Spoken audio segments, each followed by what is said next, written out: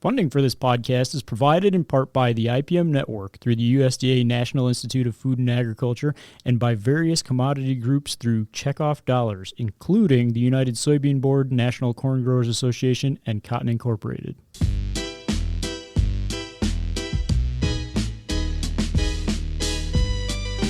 The I See Dead Plants podcast shares the stories of people and plants, pests and pathogens, and the conflicts among them. Join us as we speak to the folks who attempt to solve complex problems with plants through pest management research. I See Dead Plants is an extension-based podcast created by the Crop Protection Network and the North Central Integrated Pest Management Center and hosted by Ed Zaworski. Welcome back to the I See Dead Plants podcast. As always, I'm your host, Ed Zaworski. Today, I've got a really interesting one, folks. I was at the 70th annual Iowa State Shade Tree Short Course this year, one of my favorite conferences we have here in Iowa, and I had the pleasure of meeting a gentleman named Brian Kelley, who runs the Gathering Growth Foundation, and he gave the keynote talk at the Shade Tree Short Course, and I was like, man, I got to get this guy on a podcast. This is a really interesting story. He's doing really cool work. So it's a little bit different. It's not technical work that someone's doing. It's not focusing on a specific pest or disease, but Brian is really knowledgeable on some of these pests and diseases that he's encountered out in the field. So we're going to talk a little bit about that. But before we get into any of that, we got to do a little bit of introduction. So Brian, can you introduce yourself and give us kind of a little history of yourself and how you got to where you are? Yep. Thanks for having me on, Ed. My name is Brian Kelley. I'm the founder of Gathering Growth Foundation. It's an organization I established in 2019 as a way to create a visual archive of the oldest and largest trees in America. I saw that there was kind of this misrepresentation through the visual world of some of these grand old trees that were still left, after thousands of years. So basically, I started Gathering Growth Foundation as a way to document these trees at the highest level through photography, soundscape recordings, and been doing that now since 2019. And we've probably documented close to 12 or 1,300 trees and forests across America. Gotcha. How'd you get into photography, Brian? Like, is this, I got to hear this story already, folks. So, but I want you to hear at least some of it. So how did you get into photography, Brian? When I was, when I was 14 years old, I went to my guidance counselor in high school, and she asked, what do I want to do with my life? And when you're 14, you're like, I have no idea, but you listen to your parents and they tell you to get a job and get a profession that's going to make you a lot of money. And so I was like, well, doctors and lawyers make a lot of money, so maybe I should go into that as my focus. And I remember I told my guidance counselor that. I was like, I think I want to be a dentist. And I'm like, now I look back, I'm like, oh my God, that's crazy. But we were filling up all of our electives, and she's like, you have one more space open, and we have this new class that we just started this year. It's called Multimedia Arts, and took it, and it ended up being a photography class. And I owe a lot of credit to that teacher of that class that basically there was no wrong answer. Any photograph was a good photograph, just depending on how you looked at it. There was no right or wrong. And I think as a kid, you go through school with very clear right or wrong answers. And photography was the first thing that really I had that could be my own. I could do whatever I wanted. And, you just learn from your mistakes kind of thing and keep progressing and learning. Yeah. And so basically from that, I ended up, seeing that all the way through high school, just taking every photo class that they offered, creating photo classes. And then eventually I applied for school at the School of Visual Arts for college in New York City. And when I was 18, I moved to New York, and my whole passion was skateboarding at the time. I had no interest in trees, nothing compared to where I am now. And so all I wanted to do was be a skateboard photographer, chase that dream. And I ended up doing that for close to 8 years, from school till I was about 26 years old, and traveled around the world as a skateboard photographer, worked with some of the bigger brands in the industry. And then when I was 26 years old, I kind of started feeling like Groundhog's Day and wanting to get into other things and or wanting to do something that felt like it had weight Mm. to it. Like I wanted to feel like I had something that, you know, I could do something bigger and had more like importance. Um, but yeah, that's more like the how I got into skateboarding, background with skateboard photography, and then, you know, from there got into trees eventually. And I can go into that, but I Yeah. just wanted to hold off if you had other questions. No, I mean, that would be my next question is, did you get hit with a branch while skateboarding? And no, how did you make No, the transition? yeah, yeah. So I mean, so again, I basically I was just traveling around the world doing the skateboard stuff, and then I was about to do a cross country trip for a skateboard, event, not an event, but a skateboard tour for a brand I was working with. And right before I left New York City, my friend gave me a New York Times article with Robert Frank, who's a really famous photographer. He did this book called The Americans, and basically read the whole article and was instantly inspired to drop everything I was doing, go buy a car and travel around the country just to see it and experience it and just figure something out. And so I finished that trip, got back to New York, and then immediately got a really beater car, my first car I ever owned at the age of 26, and was able to get some time off of work. And I traveled around the country for almost 2 months. And eventually on this trip, I ended up in the Pacific Northwest in Washington, and I got to go and experience the Hoh Rainforest, an Olympic National Park. And that was the life-changing moment of Mm. seeing a real old growth forest.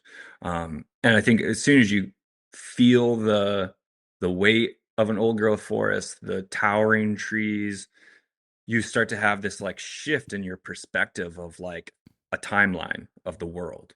You know, you're like standing in the presence of these 2 to 3,000 year old trees, and you're instantly just like, okay, I have so many questions.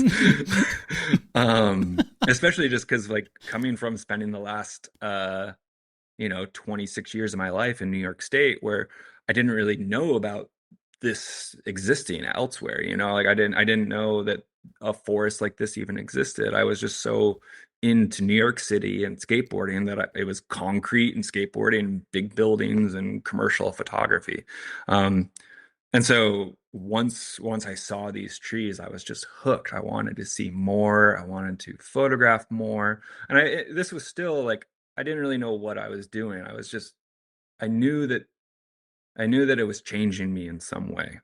Um, and I have a really addictive personality with anything that I get into. And I think most people that are into the sciences, like yourself or people that are in the outdoors, we have this like addictive personality because it's this outlet to obsess over and try to understand as much as we can. And there's so many mysteries within the natural world, as you know, that Hmm. we'll never know them all. But like, God, I'm gonna try. Yeah, it's funny that you mentioned that addictive personality. I also definitely have an addictive personality in a different way, though.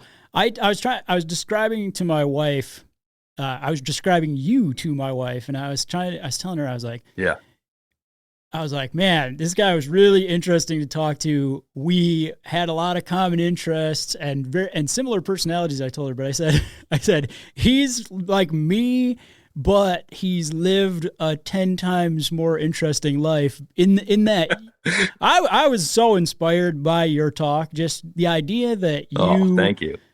just I don't know. You just hung it all out there. You were telling the story about buying the used car that just was a lemon and it broke down on you halfway, but Hmm. you still just like kept going. And I was just thinking, I was telling my wife, I was like, man, I would never take risks like that, but I was so glad that you did and that you did this because it was such an inspiring project.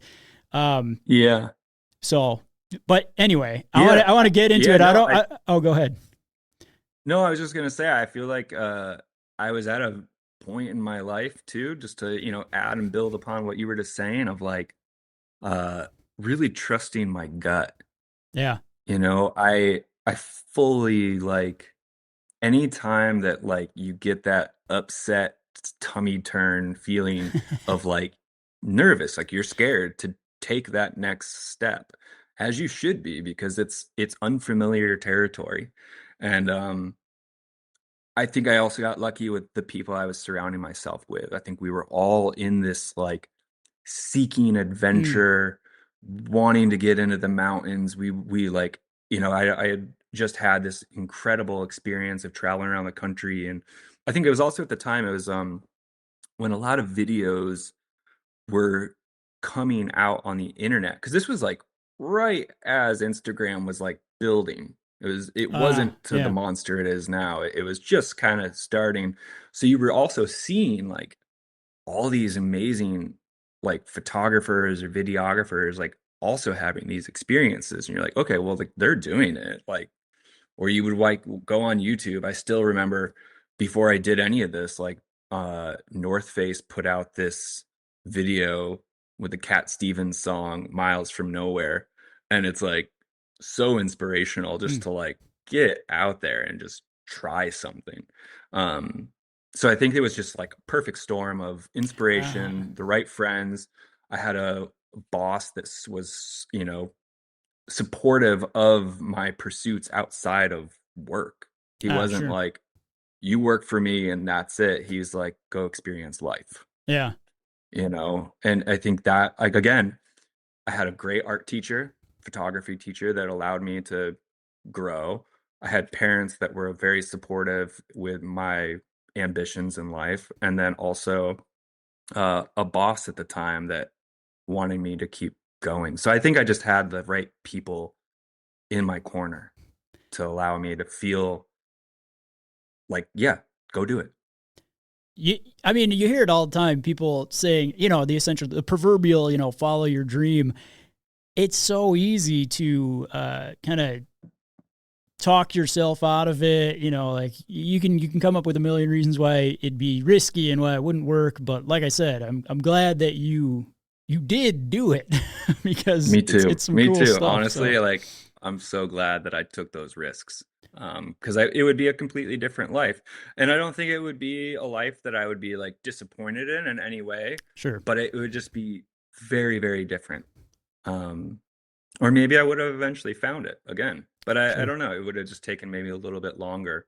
But I think definitely like after I had this coming to, I don't want to say coming to God moment, but it was like this coming to tree moment of like, holy crap, like these are ancient beings. Um, and then I got back to New York City, and then I decided, okay, like I want to learn as much about trees as I can. I want to understand why on the East Coast we don't have as many of these giants. Did they ever exist like they do on the West Coast, or what's going on here? I didn't understand species, or mm. I did. God, still hardly know the scientific world like most people do. But you But definitely yeah, know it from the hands-on. I mean, you've been there and you've yeah, lived it like a lot of people haven't. So yeah. No, I definitely have been able to experience. I mean, again, like, yeah, I was like visiting some of these trees out west for the first time and had no idea what kind of species they were. It was just like, that's a big tree. yeah, And then you like later find out, you're like, oh, that's Douglas fir, or that's Western red cedar, or whatever. But when I first saw it, I was like anybody else. It's like, oh, that's a tree. yeah, And I think now it's like that's one of the most special um things that I've been able to take away from this experience, and all the knowledge I've been able to get, and what I've learned from other people that have been really helpful in the knowledge building of all this and understanding is being able to walk in a forest and understand the complexity of it versus it just being a forest. mm, So many people just go for a walk in the woods, but when you go for a walk in the woods and you know what you're looking at on every level, it's so special. right, I mean, as I'm sure from anything from being able to identify a disease yeah, to being able to identifying a flourishing ecosystem as well. It's really cool. yeah. In college, one of my favorite courses that I took was ornithology. And you talk about like walking through and the joys of like being able to identify stuff. Like it was funny because the professor of this ornithology class used to say that most people, when they take a walk in the woods, they are looking down at things around them down. And then, Mhm. but then once you start learning about birds, all of a sudden, not that you never look down anymore, but you also look up and you're also having this different understanding of that. Are you interested in reading the latest integrated pest management updates, such as current pest concerns, management tips, research updates, available IPM resources, upcoming events, and job announcements? Make sure you subscribe to the monthly newsletter, The Central Issue, published by the North Central IPM Center.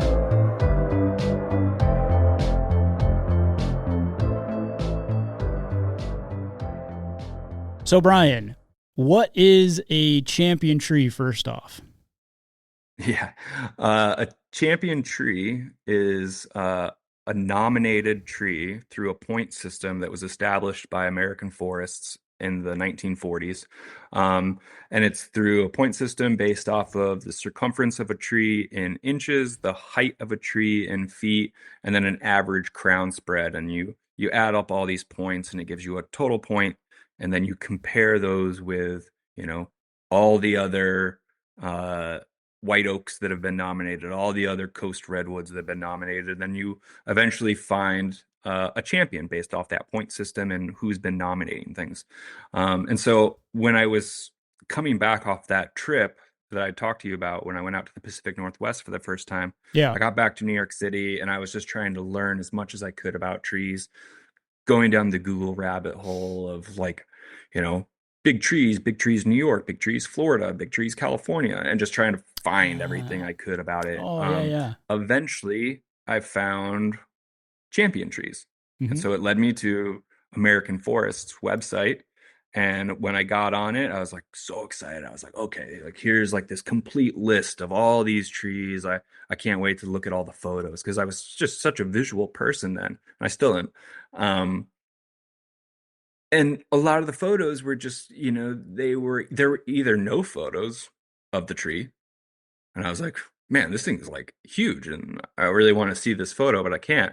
Or it was like a cell phone photo, Ah, or a 2006 Nikon Coolpix photo that like yeah, yeah, yeah, it's yeah. fogged, it's like the lens is fogged over or whatever, and or it's a photo of the tree and there's no one next to it, and so you really don't have that sense of scale. Mm-hmm. um and so I was like, man, like this is to me, and maybe this is an overused term that I've said a lot, but it's like, to me at the time, this was like the Smithsonian of trees. Mm.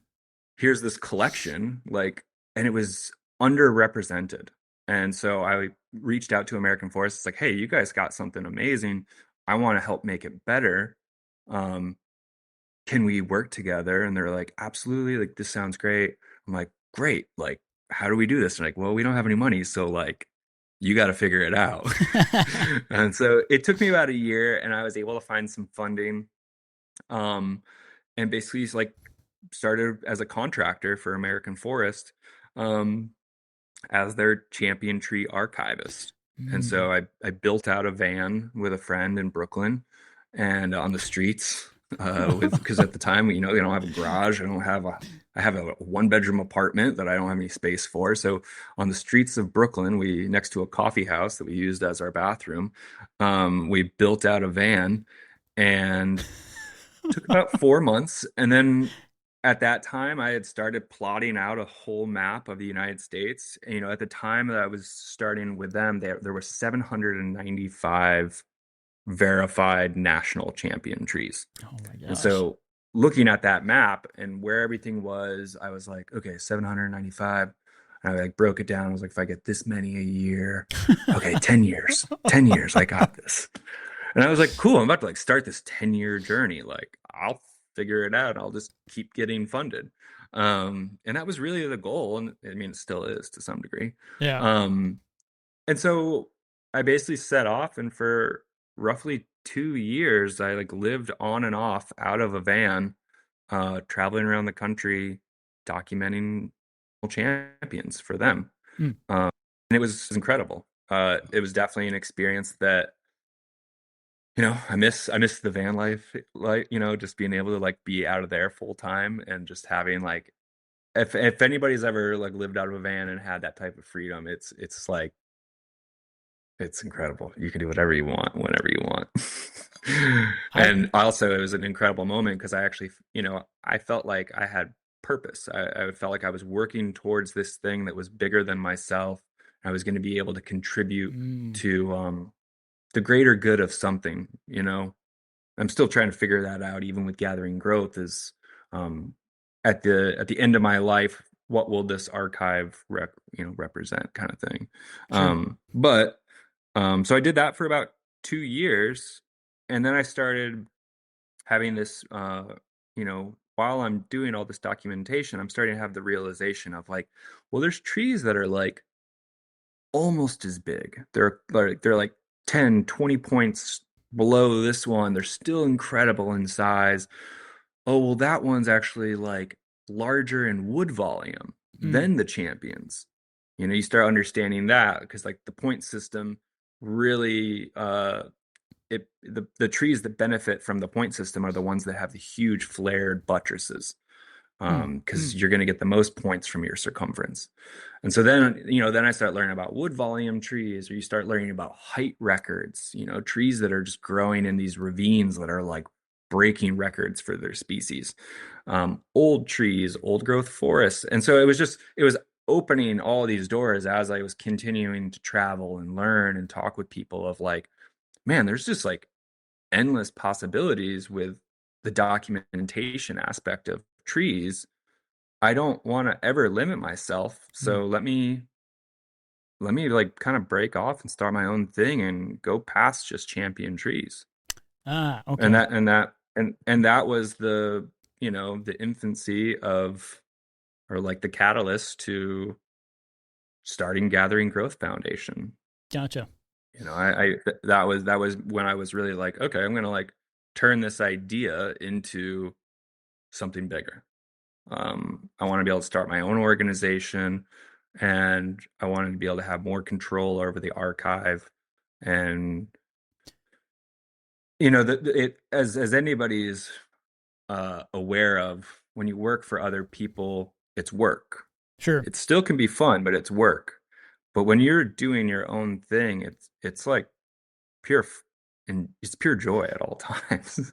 Yeah. Yeah. I think when it came to photographing trees and going on these trips, I never really wanted it to feel like work. I just wanted it Mm. to be fun. Yeah. And so I think when I started my own organization, that's what it became. It became, the pressure was off and I could just move at my own pace and document what I wanted to document, and not just champion trees. Makes total sense. I I could get on a tangent, but I'm going to avoid it for now anyway. But I had a few follow up questions for you about champion trees. First of all, like you mentioned, the 700 something national champions. Mm-hmm. Is that does that mean that that's 700 some different species of trees? Or yes, Yep. okay, Yeah, I mean, there are a few. So in the champion tree world, there's also co-champions. ah, So you could okay, have two trees that are. I think there was a 10-point rule. So if you oh, had a Western red cedar that was 925 points, and you had a Western red cedar that was 927 points, or wherever in that 10-point yeah, difference, both would be nominated as co-champions. So got it. yeah, I think, the 795, there was definitely a sliding scale on that. But they also were opening it up at the time. American Forest was opening up to non-natives as well. So Okay, you were getting dawn redwoods in the mix and trees that were not native to North America. got it. A lot of times for state registers, because there's the national program and then there's state programs. Yeah, yep, Like in yep. Iowa State, Mark's done a great job with that whole record out there. And but there's there's non-native trees to Iowa that were brought into Iowa as ornamentals or, just species that get brought in. Gotcha. Um, and then there's state records for that as well. Gotcha. So yeah, that was another one of my questions was, are there designations not only for at the national level, but at the state level? And then are there designations at the global level as well?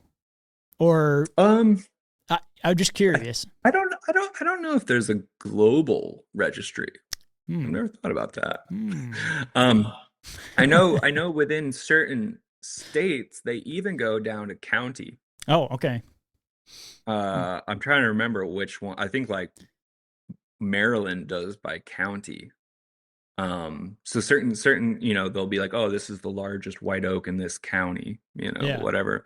But some states don't. They don't have the resources to be able to like do all that work. Sure. A lot of these big tree programs are underfunded Sure. or not funded, Sure. you Sure. know.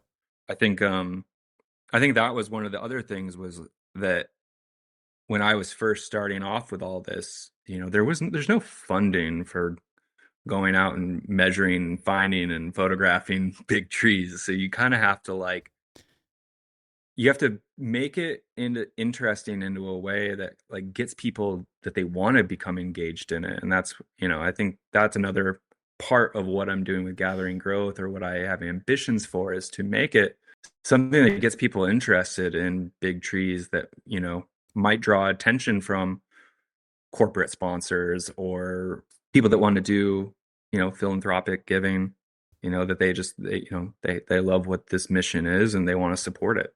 Hmm. Because it is really important to document what we have. There's the constant shift in our baseline of how we perceive trees in our daily lives, and if we don't constantly document what is around us, then that's going to keep slipping.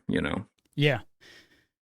Yeah, that's interesting. I mean, that was one of my questions that I had jotted down for you is why is it so important to document these trees? I think that, I mean, after listening to your talk, I formulated my own reasons why these trees need to be documented. But yeah, I mean, yeah, I don't know. What is your like a mile high view Yeah. of why it's so important?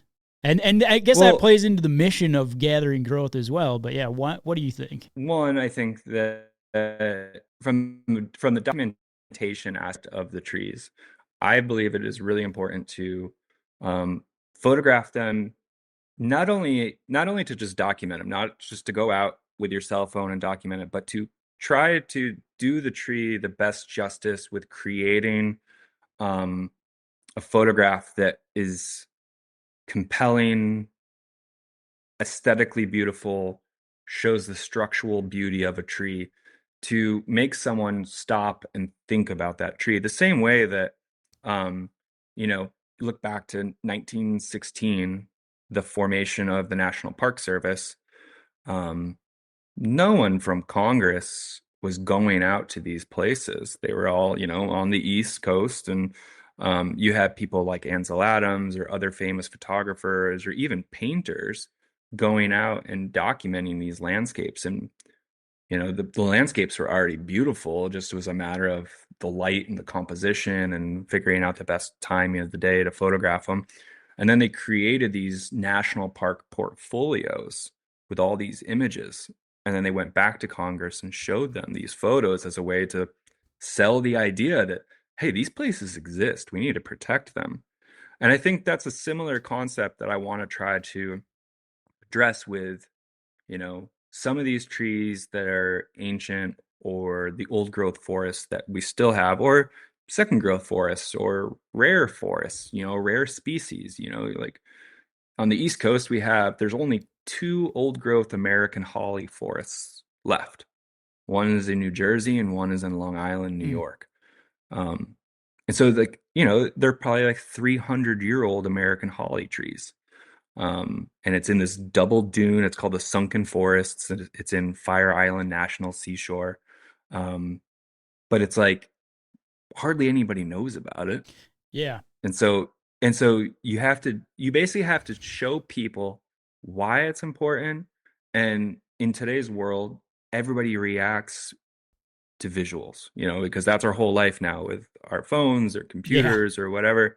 So if you told somebody, hey, here's a report on why, here's a 300-page report on why the sunken forest is important versus here's some really beautiful photos of this place that you can go experience, and we need to protect it because it's going to disappear. Yeah.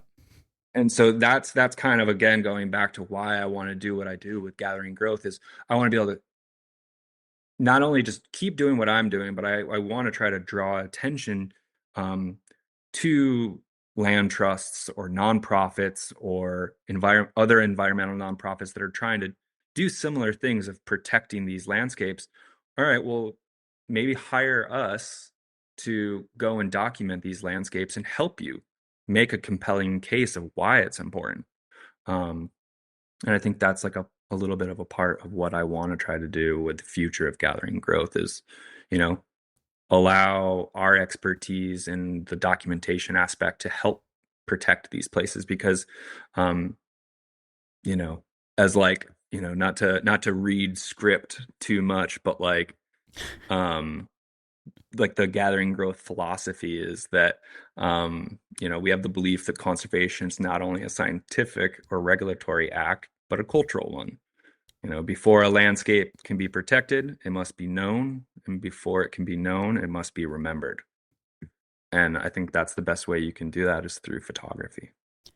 Absolutely. And that, I mean, my own reason for, it ties right into what you're saying. Like what instantly jumped to my mind was with you doing this project and looking at the project is like, you mentioned you've got those 700 points on a map for the champion trees, right? And that you're expanding it out, not to just champion trees, but to impressive trees and forests and Oh areas. yeah. And I showed the map or a picture of the map in your presentation for Shade Tree. And, okay, folks listening, you can't see anything. And it's not like I have anything pulled up. I just, in my mind's eye, have a picture of the USA that you almost can't see the landmass because, in certain areas, there's so many points that it's just like covering up like a whole half a state or, and to me, it's like, okay, not everybody's going to have the opportunity to travel to a lot of these places, if any of these places, right? But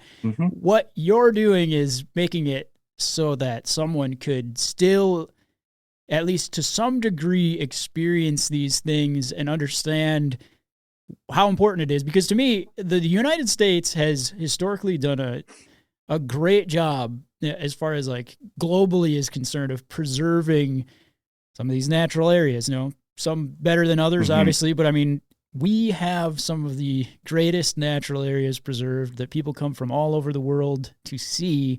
And I think sometimes that gets lost to us in our day-to-day lives. And that's why I love a resource like this that people can go look at. And that kind of brings me, Brian, to like, when someone hops on Gathering Growth on the website, they're going to see a lot of different things. But what you told me about some of this already, so obviously I kind of know already. But what are your outputs? What all are you doing when you've identified a tree to document it? The system that we have now for documenting trees, it was in the beginning, I was still trying to figure out what that system was. I was still, I would say I didn't know how to document a tree when I first started this. Yeah. You got to start somewhere. Confident. Yeah, I mean, I feel very confident now, but like when I was first starting off, it was like, okay, I went and I photographed the tree, and then I was doing it on digitally as well as large format film, and the large format aspect of it, not only from a quality, it's definitely a way higher quality than the digital. Sure. Even top digital camera film photography is still superior. There's something about the tones and the light and the depth of field. It's incredible. Plus, when you're dealing with shooting film and the processing, the cost of film, it ends up being like all said and done, total cost of photographing a tree on film could be $200 to $500. Oh, wow. And No so, idea. yeah, well, like I think about it from like if I buy a box of film and that's 10 frames, you get 10 photos for a box, Okay. and that's $75. Okay. And Wow. then I have to mail that to a lab to be developed. And then I usually get really low res scans, but like 10 frames and scans is like Mm. $120. And then my time that I took to then go travel to this tree, the gas involved, me eating food, maybe I have to stay Yeah, yeah. over somewhere. It's like, yeah, like every tree I photograph, if I shoot it on film, is like $500 Mm. Mm. on the low end. And Sure. so, but the quality is superior. Plus, I just really loved this aspect of a physical archive, Hmm. documenting not everything Oh, is on digital and hard drives.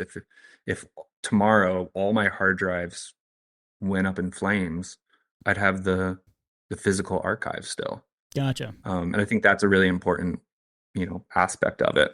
And then as I was progressing, I was figuring out, okay, a lot of these trees that are nominated or people are telling us that they could be multi-stems, but if you photograph it from the right angle, it only looks like one tree.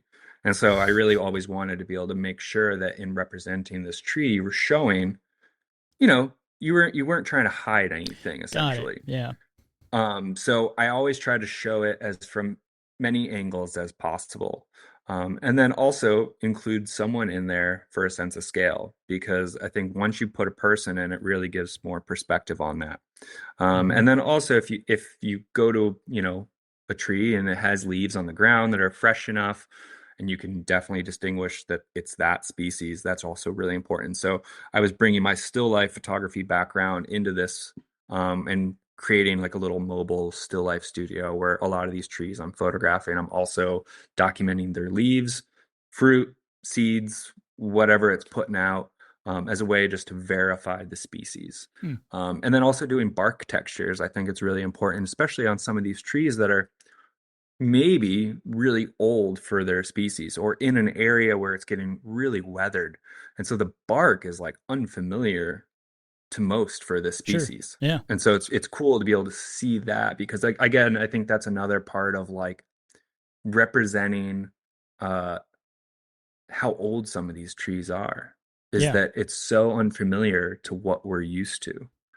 And so to understand that sense of time is really cool too.